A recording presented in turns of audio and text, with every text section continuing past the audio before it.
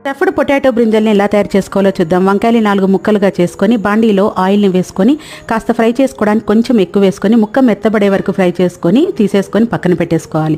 ఇప్పుడు ఉడికించినటువంటి పొటాటోని మెత్తగా చేసుకొని ఉప్పు, కారం, పసుపు, గరం మసాలా, ధనియాల పౌడరు, చాట్ మసాలా వేసుకొని మొత్తం కలుపుకోవాలి.